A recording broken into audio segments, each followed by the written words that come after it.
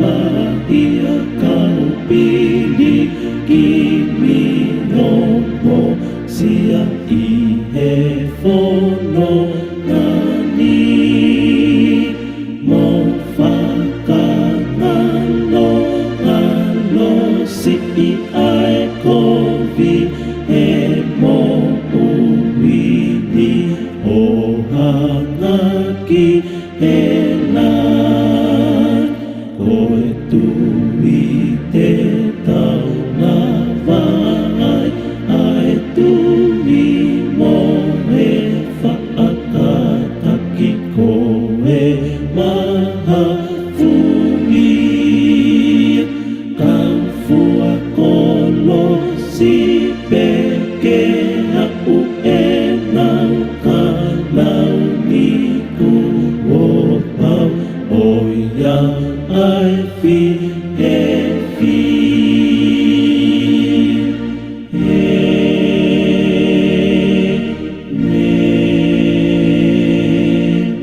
Ke tau lotu. To mafi whawhetai pe te whawhetai o maulau maari e a ho pe mono whakakoloa. O mau e whainga maari o e mo ui ke mau onu mai ke toi whanongo ki ho wholofola. Whanongo ke wholofola tāpua ki whai ai ho mau whakamagalohi. Whai ai hono whawhong si o mau ngai lau maari e moe mau mo ui. Ko ngā koe pirikimi ko mau whai me taimi. Ke mau sia ia e tāni ti mau whanonga ki ai. Tāpua ki nai proklama ko toi tāpua e ahon ko maaki nau tolu ko toa pe mea mai he o pe. Si ngai tamai, si ngai whae, kau ngā pirikimi nau whanonga mai. I wholofola mo ui ha whiona. Tuku ki o whongi a ki e mau mo ui ia koe tui. Koe hui e ngahi whakamamafa ko toa pe o e mo uini. Ka mau ata e mau mo ui ke tohi o mau hingoa e tohi o mo ui. E wafa o Sisu Christ ko mau wha mo ui. E meni. Tape ke a whia o toa tau lotonotonga pe ko kore pe ke u whanga toa pe whakatapu tau au whaki atu. Me tau poro kalama ko toi tapu whakawike. O e aho koe ni ka tāpe whanga maari e koe ni. E whai e pe hono hunua ki whai e pe hono whakaloto lahi ki tau tolu ka ki ngata he pou whakamalanga. Ka ki nau tolu te nau malanga i ai wholofulani hono hulu e ngahi wholofola. Ka mano kini ka te ki tau tolu. Ka mea te pū hange koe lotu tau ka mata ki. O whongi whakaaho pe ki tau tolu. Tau whatonga i e ahoni. Whetukutuku ai mate me kauwai koe ni ke kauwai koe. O tau sio pe ke mamata e hala whanonga. Tukunga e aho kai whawhetai. O whongi pi tau whanga maaria e mo ui tau ke mau. E mamani koe ni ke tau whanongoa e wholofola. O tukai koe ngata pe whanongo ki ai kau ngā karistiane. Kau ngā mo ui, kau ngā tui. Koe koe whanongo pe. Koe ilo pe. Moi maheni pe moi wholofola. Kau whimau ke tau mo ui aki. Uholoto pe kanoloto aki a ho tau ngai mo ui. Ko ngā koia ia. E tū ngā naki ai ho tau whakamau. Koia ai ngā ue. E wholofola ki a Sisu. Tene haere mai o whakamau I taki taha ki tau tolu. O whatatau ki he tau ngai ngā ue. Kaike. Tai tari whiawhia ki mo tolu. Mālo e whakafua ngai whatongia mi apina. Si ngai whongai whae. Tau hi o tau ngai api. A maasi ngai tamai me tōkanga. Nau tolu wharehanga. I nau tolu he ngā tai, piko whepe ngā ue a ngā, wheha potu ke ai whawhetai, whanga maari en tu ke ongo atu ai wholofola. Tuku ke ongo atu ai wholofola ki ho lau maari e. E hanga heo wholofola a koni o whongi, ki tau tō whafo ou e tau ngai COVID-19 te meo tua, ke whaia ke tau pirikimi, me taimi ki I tāniti. Wholofola koa amana ke tau hakoto I tapo e au ni tō peia pia me he ipiseri. Ipiseri na hiki tohi, ke kakai he pelu, Paka wahe taha, paka vesi wahiwa, ki he wahe taha ua, vesi uraki ki he vesi ua. He pelu, ipiseri ke kakai he pelu, wahe taha, paka vesi wahiwa, ki he wahe taha ua, vesi uraki ki he ua. Pako whakakawe inga e tau wako toi tapu ya hondi, te fito he ipiseri ko ni pehe, koe tui, koe hui, koe ngahi whakamamafa e mo uini. Koe nau, koe tui. Nau, koe tui, koe mea ofa, koe keresi. Mohu ia ai o tuau ne mai ka te tau tolu, ke tau hui aki, ai ngahi whakamamafa e mo uini. Kaike, tau tui hanga he wholofola ko ni hinoi ki tau tolu ka veinga ko ni aha ose tau ako te tape ahoni, o mahino kia te ki tau tolu, ai hoko e nau koe tui koe mea ofa ina e whuak mai o tua, a fōia Sisu Christ, e tau hui aki, lahi ngai whatongia e tui, taha te fito he potfolofoi ahoni, ke hui aki a ngahi whamamafa e mo uini. Kake, mahina ki tau toko koe tohi he Peru, i piseri whukakai he Peru, kei Piritaki e kau whatotolo tohi tapui mamani. Peko hai ko ana ne whau e i piseri, pau te kei pau tu pehe ai pehe, peko matamata ko Paula, matamata peko taha e kau apostolo, pehe whahinga ko unknown, kake i loa taha aina. Kake ko mea peko tau iro ta tohi i piseri, mahari e koni, ke kakai he Peru, koe tohi en ke kau he Peru, peko kau isileri peia. Na nau nofo takai ko kau Kristiane na nau nofo takai holo i Palestine he konga koni hiri haere ake ai ko Sisu Klaisi whanonga mai he tohi ngā ue ngai konga kau apostolo ko kau he pelupo kau Kristiane kau siu kau Israel kau kakai na nau tari na nau nofo ke ko Sisu Klaisi na e flahi hono whakautot pe whakautot hono whakawhi ātungia i ki nau tolu. Pea tū ai, hangi tū ka more ngō fua nau tui whakakaristia ko ngako ngahi whakawhi ātungi ai be ngahi taki pō pōla pe mo ngahi o e nau tui whakakaristia mo e nau tui ki he eiki ko Sisu Klaisi. Pea ko te whito pe, me piu tau ilo, pea ko te whito ia i piseri ko na hiki tohi he unknown person. Pea ko tō taha ko ni nane whatu e kōspil, nane hiki tohi ko ni koe whakaloto lahi i o si ka kai kau Kristiane ko ni. Na whaka whi ātungia i ki nau tō i he konga ko ni Palestine. Ko ngā pe ko nau tui ki hei ko Sisuka. Ko nau tui ki he pekia pe mo te tua hei ko Sisuka. Ko nau tui ki he kolosi. Nau tui ki he Sisuka taula i ki lahi. Ko taula e ki he alunga whaka mereki se te ki. Ko pako tohen ko whakaroto lahi ka te ki nau tō. Kai ke hei mea te whito mea la lahi e tolu tai tō kanga ki hei i Piserini. Ki he kakai he pelu. Ko tala noa ke whakamahino ka te nau tō ko Sisu ko alo ta ngata ia o tua. Aia nane ako, ai tala ngafua mo ni ke tamai, ke ngahi mamahi nane kāta ki i. Koe me ko tahan uhinga ura ki ia. Whakamahino ke kakai hepe ko Sisu ko alo ia o tua. I kai ke ngata kei hono ua, ko osi whakaha i o tua ia Sisu, ko ha taula eki ta ngata ia. Tako ne maa olunga i he ngahi taula eki ko toa pe whukamotua. Koe konga hako, koe mea poini hono ua la lahi ia whaamu ke epsere hai peru. Kai ke ngata kai poni hono tolu, o whaamo ui ia Sisu ha taha o tui me he neanga hala. Hawhe pia me hene kovi.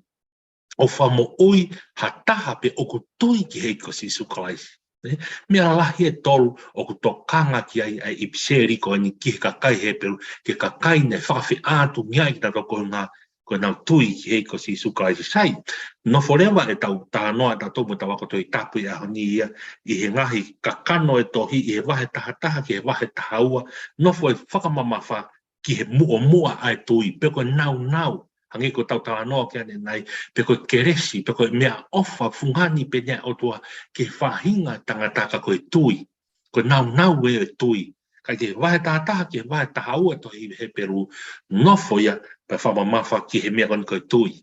Kai ke tau hoko atu pe, hange tau anga maheni ki ai, lau e ngahi vesi, pai e tau whangai whakauhinga, whakamāp op ki tau tō, toko ni ai kau malanga, nau tōre malanga e fulani, mea te pua whongi kou ke mea mai, ke whanongo mai, pehe ka te au, o whongi a ki tau tōre fulafula koni, ke mahu inga e tui, koe ne hui ki, ai ngahi whakamamafa o taimi, a tau ata e tau mohui, ke tohi o tau ngahi tohi o mohui sai. Kamata whoki e tau vesi, a tau tohi a ki he vesi uahi wā. Ka pati ke mau whainga maari o lau me he vesi ulua ki ke vesi ua walu o tohi he Peru wahe tātaha.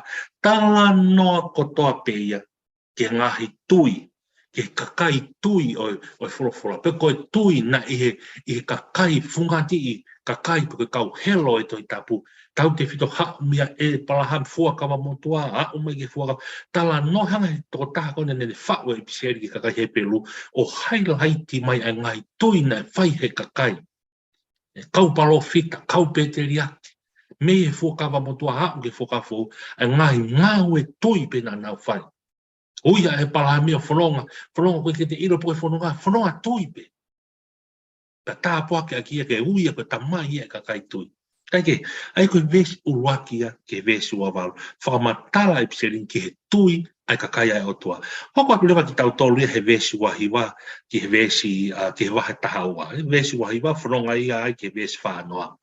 Sai, Ko vesi wahi wake vesi tau taha, ko tui na nau ase atuai I he tahi kolokula, o hange koe alu I he mua aia, I he ahi ki ai e he kakai isipite na e whongi ai ki nau tolu. Vesi tau noa, ko tui na e holo ai e ngahi ao seri ko, e hiri hono alu takai hono aho fitu. Vesi tau taha, ko tui na I kai au hai a re hapi whi au waki, whataha me kau tangata he kone tari lelei ai ongo mataki. So ka whanau katoa talu ni me vesi uruaki a umani ki vesi wahiwa tau noa tau ta whakamatala tau taha whatu ipseri a nau e tui na ngāwe aki he ka kai ngai mo ngai tangata. Kau mo ngai tangata oi wholofola na nau ngāwe ake mea ofa koni koe tui pia na nau mai kuna e ngai ngāu na nau mai kuna e ngai tau na nau mai kuna e halafononga ko ngā pe koe ngāwe e tui. Kai ko fam ke whailonga ka tau tau te fito tau tau he wesiri ana he tau tohi whakawhiangai o ia e tohi whakawhiangai o ia i whawhitai o whakotou ai pa post ko toa ai ngai hunuaki whakatoka a te rine ai ko ngai hunuaki whakatoka a te rine ko ni o ia i whataha pe moi whihu I moi tari whihu I moi tari ko ne hanga o talamai ngai whiu mono tali te fito ko toa pe ke ngai toka a te rine tau tui pe ngai mea ko toa pe uho pe me he toi tapu ka koe pesu wa wha whatoka ai me pesu wa wha toi whawhia ngai o siulai ti se mai wafe o wa o ia e whiu I koe ni ai hunu haki whakatoka a te rine moi whiu I koe ha ai uhinga lahi o tui e pako tui ko te fito I ai whiu I moi tali pako te fito pi he wholofola koe koe whae ni lau e tangata te fito ni mi he wholofola ko ha e uhinga lahi o tui pa kono uhinga lahi kono uhinga ra ne whiu mo tari mengo to mahino ka ki tau patau ma o loto ki tau to ka we siriana tau to ho ki tau to e to fa ngai ka magi mo to ka nga kristiane mo fanongo mai ke tau ko to tapu a ni ko ha uhinga lahi o tui sai ko uhinga lahi o tui ko pe he e hoku loto o ko mo oni ai ngai mea ko whaka ilo mai e o tua I to tapu te ai atu. Koe hae uhinga lahi o te whamke tau wako maa loto en. Koe tau toka te rine en kau e sirian, au maaki mo tolu koto ape kau ngā kristiane mo whanonga mai. Koe hae uhinga lahi o tui. Koe uhinga lahi o tui koe pe he e hoku loto. O ko mo oni a ngahi mea kua whaka ilo mai ehe o tua e toi tapu. Ai te fito ai tari whiui mo tari koni ua korinto vai wha pa koe vesi tahawalu, ua korinto vai nima pa koe vesi fitu, ka maa whoke tohi he pe rupe vai tahataha, vesi uraki ki hono ne whakamatala ai uhinga e tui sai. Ko he pelu wai tahataha vesi uraki rea pe he mai tala noa tangata whakipserinia koe tui en. Ka koe ni koe anga o tui o ne whakasino mai a ngai mea amane ki nā. O ne whakamo oni a ngai mea ku I kai ha vesi ua. He wakai ko enia e mea nei mauai e kau mātua e nā wongongo rere I tui. Kai ke, ki mo koe fui whehu ia te koe fwoi mea e ke mau inga maari ka tau tolu kau whanongo ako toi tapu e aho ni ke mau inga maari ka tau tolu ai uhinga o e tui. Koe tui koe pehe e hoku roto o ku mo oni. Mo oni e kai mea whaka ilo mai he o tua he toi tapu. Kai ke ngāra he pelu vai tātā, koe tui une whakasino mai, empoti ko rea whakapiritani, ni hanga whakasino mai, ai mea amane kina. O mune whakamo oni mai, ai mea koe ke hā. He wakai ko engia, ai mea nei mau. Koe ngai mea ko te hanga, neo koe ke te mamata ki ai. Neo koe ke te sio ki ai, o whangai whakatapu e wakai ho to fofonga. Ka hanga e ho to loto whakamo oni ia o mo oni. O mo oni ia. O se hanga he te tui o whakamo oni mai mea o koe ke hā mai.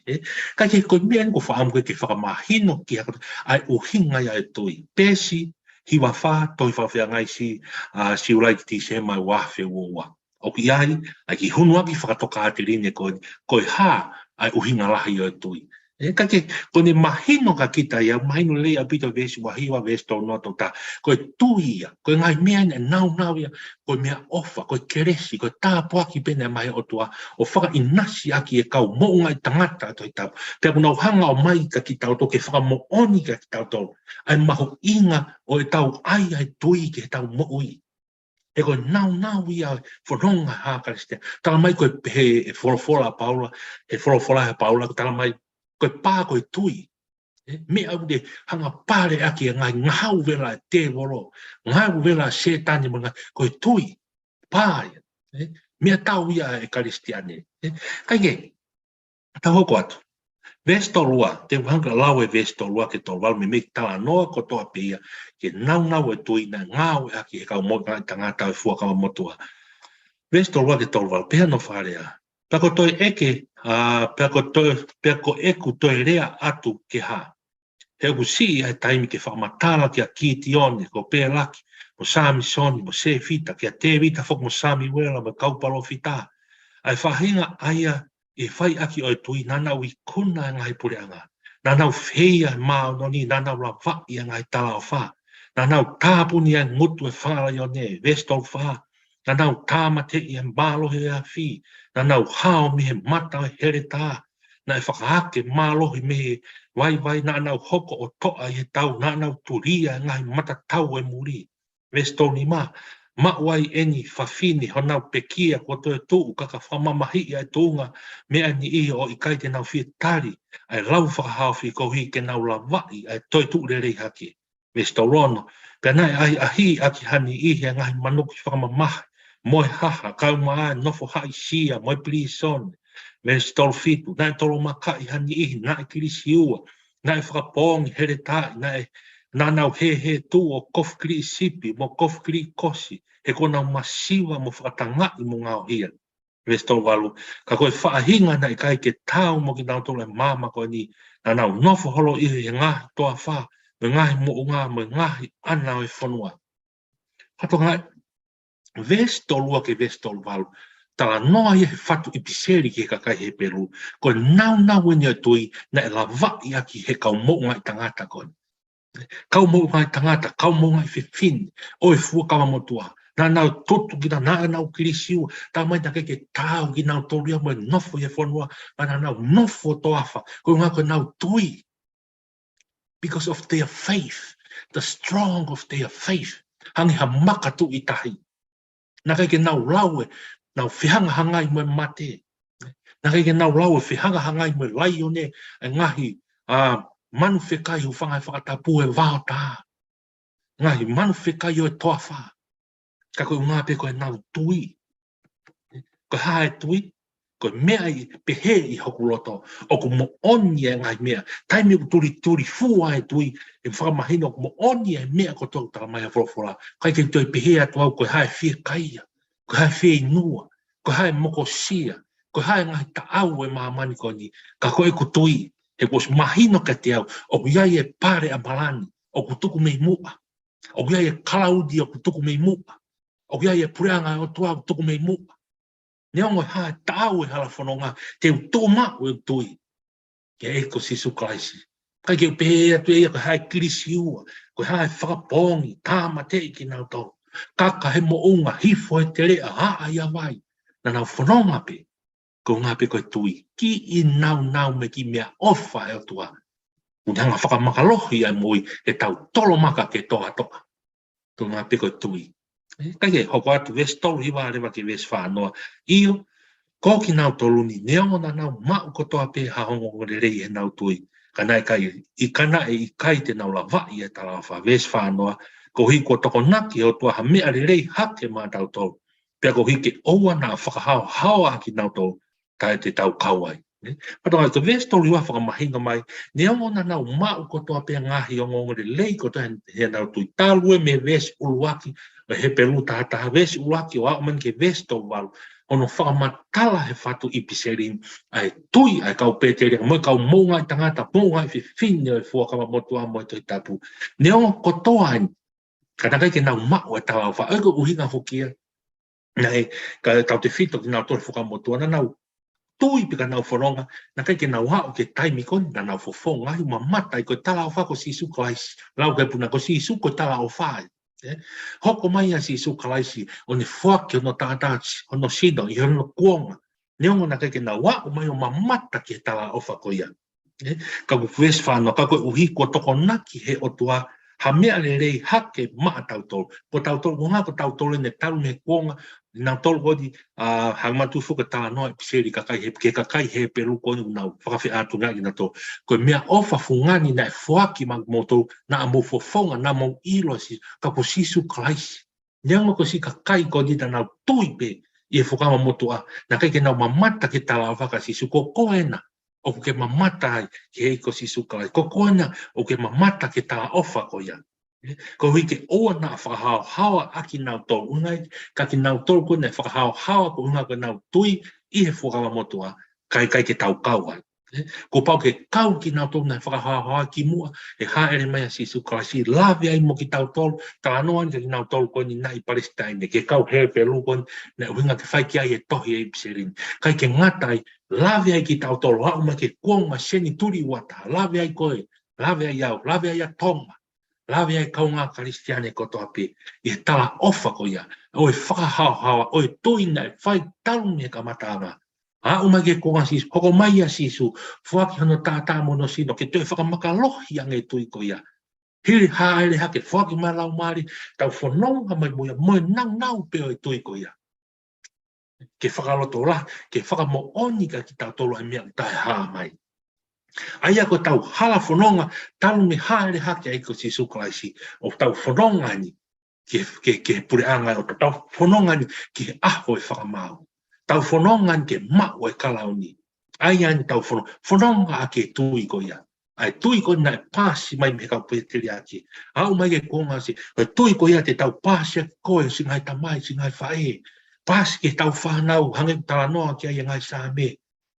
Tafe, huhu kia siova, tafe ngai tāpua ko ia, tālai ki hau whanau, moe whanau, hau whanau, pasi e fuka ko ia, oe tui ko ia. Koe mga piko eiko sisu Kraisi, me he tau tangata ke tau tangata.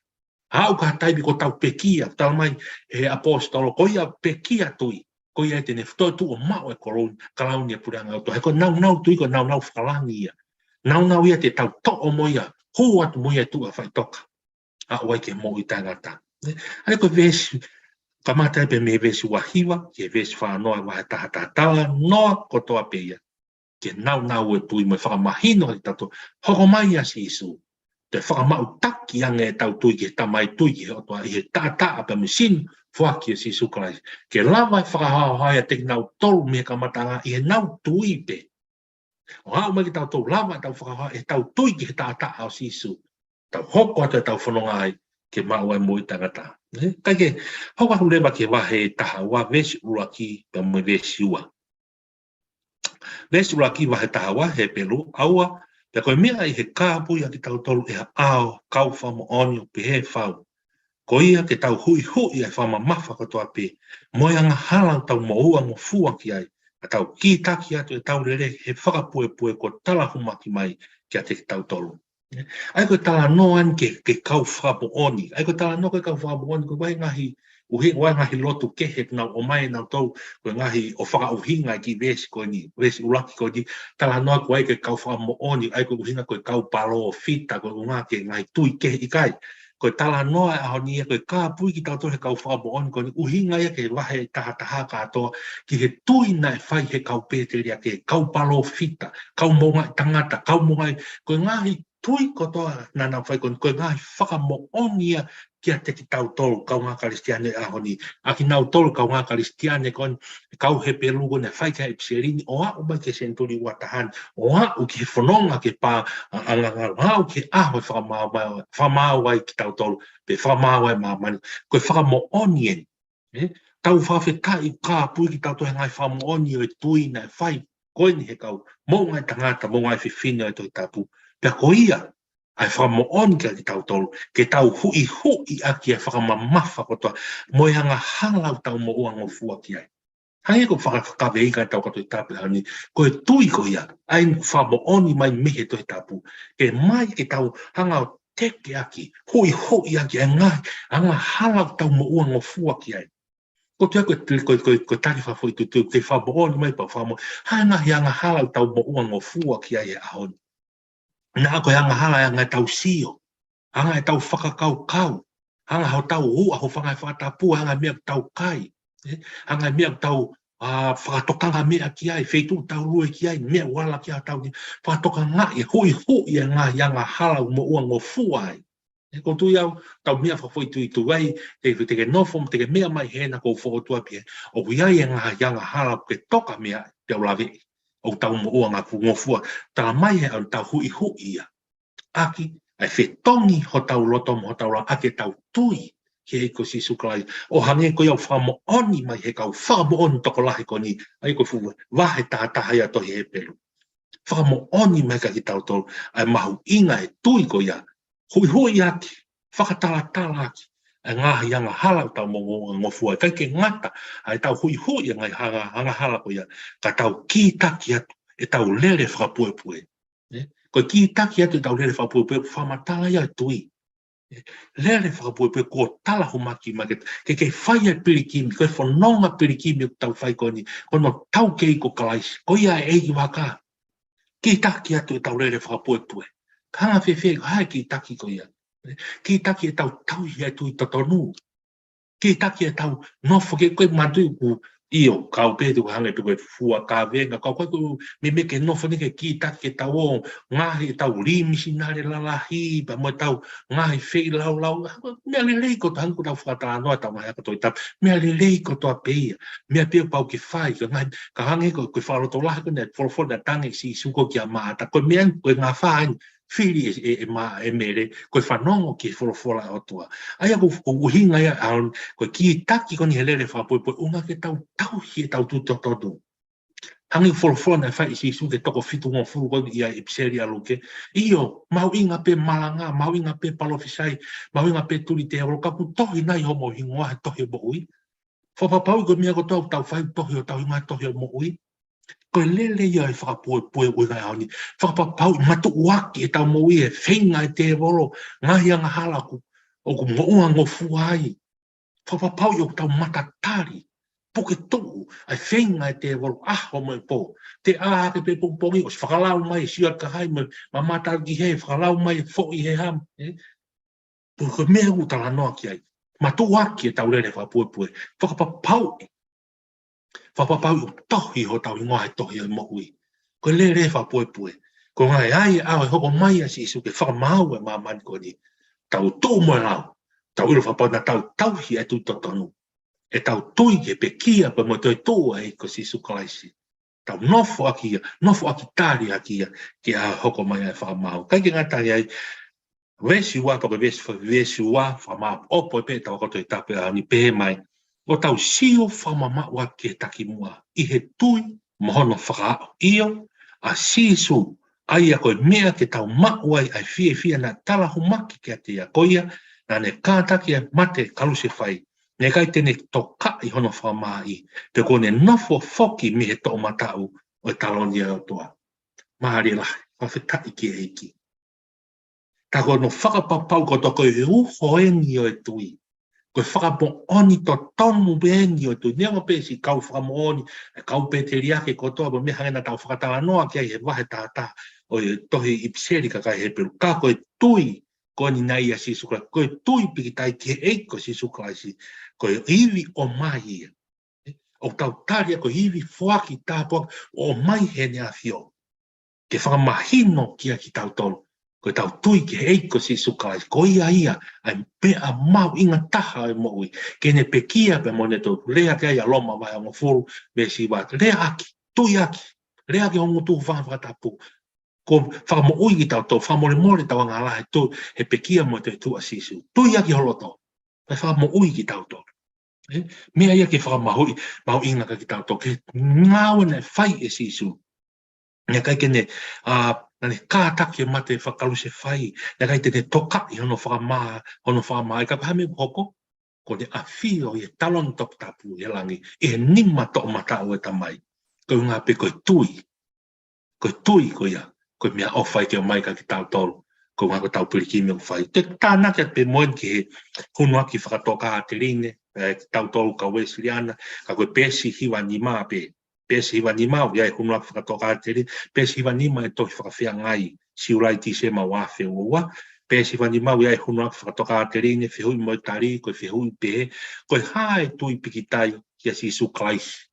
Patoka ia ke hunua whakakutoka te rine mai whihui mo tare pēsi hiwa whā ia, tala noa ia, koe hā e uhinga lahi o e tui. Koe ni he pēsi hiwa ni mā, koe hā rewa ai tui pikitai ki a sisu kalaisi, hono tari e. Koe tui pikitai ki a sisu kalaisi, koe iwi o mai ia.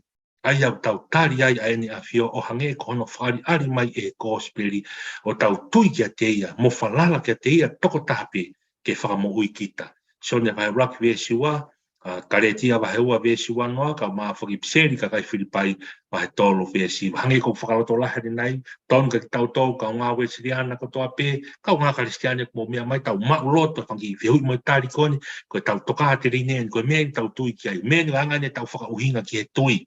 Ane nai ko uhinga lahi o tui, ma whakamooni a ngai mea ta hā ke hā mai, ko ni ko tui pikitai ki heiko si sukalaisia, tala mai ko iwi o mai ia. Ko iwi o mai, koe ko ha mea ne tūnga ha tau ngā aue. Koe ko ha mea ne tūnga, ka ko iwi o mai ia. O tau tari ai ai nea whio, o tau tari e me nea whio ke o mai ke whakamaka lohi a tau tau. Iwi o mai e me he kōsperi, pe koe whola maa on oni au tuha, ke tau tui ki a te ia, whalala ki a te ia. Toko taha pe ia sisu kalaisi, e whakamo oi ai ki tau tau. Kai ke whakapā opo aki pēa tau ako tui tapu au koni hange tānoa ki ai puna ke ni mange au mata, koe tui te tau lawai. Ni mange au mata himi ai wesiri ana. Koe tui te tau lawai, koe tui mo whakataki, koe maha fuia. Patala mai ke tau fua kolosi pe ke au, koe kalau ni kua pau, o iau ai fia. Tau ia e tui ko ia, tui to tonu ko ia, tui ko mea ofa na mai heiko sisuka, ke whakaloto lah ia ke tau mo, ke tau alu, hae hala whanunga taau hei whonga a taimi. Kai puke mao e tau tui ki heiko sisuka, si koe ngā ko tau tui, o ni hanga whakamo oni mai ai mea tai haa. Ne whakamo oni mai ka ki tau tau, e wafa sisuka si, o ku iai e kalauni o tuku mei mua. O ku iai e pare a malani o nofo mai mei mua. Tau lova pe ki ai. A ke tau whanonga pe moe tui ko ia. Tau piriki mi pe he koe eiki tau, koe tā ki mua, koe tau kei o hala whanonga, koe eiko si sukalaisi, whakatū ki ai e tau tui. Whawhatai eiki mau mea ofa whungani o tui. Ke anga o mai e ke hui aki, ke mau ngai anga hala ko toa pe, hui aki e ngai whakamo mawha e mo uini, kai a tā e mau tui, ke tuu maka lohi e mau tui, tuu e mau tui hange ha maka, tuu i tahi. Koe ngā pe ke mau piriki mi mo e mau amanaki. Neongo e ngai ta au e mamani koe ni. Neongo no whakawhi ātu ngia i e mau tui mo e mau nofu ki e ki. Neongo e hae hi whonga e hala whanonga e taimi. Ka ku tuuma o e mau tui ka te koi sisu. Koi ai e tohi ai o mau ingoa i e tohi o mau i. E mau tui ki ho peki a mo e toi tu sisu. Mau nofo tari, mau ai o reo. Ia aho te ke whoki mai a e tāne. Ke whoki mai ko mau whakawa atu e matapa. O hange ko ia, ko tāna noa na ke whai he kōsperi. Whawhetai sisu, mau koloa wholofola, i nā sek mau tolu, ke tāpu aka ki nau tolu ko toa pē, whanonga mai si a ka witou, whanonga mai si a tamai mate, whanonga mai ki nau tolu me whare mahakina, whanonga mai nau tolu me piriso nena, si a whamiri ko ki tonu ai hangahi mamaha, whanonga mai si a ki whamiri ko ko wahangahi mahaki, whakahi sino, ului sino, he mau ngahi sino, e maulotu o mai ai tui ko ni ka te mau tolu. Tau ia ke mau tui to tonu ke eiko si suklaisi. Whai ai mau whanonga au ka taimi ko hoko si ai mate. Hoko ato e fusino, liaki ki whai toka kai tuange ai pe mau tui mo mau lau maari e. E mau kalauni me pure anga au toa. Mau loto e mahu, wafa mau on pe si suklaisi o mau whamo ui. E meni. Mau loa pita mo mea mai, mo mea.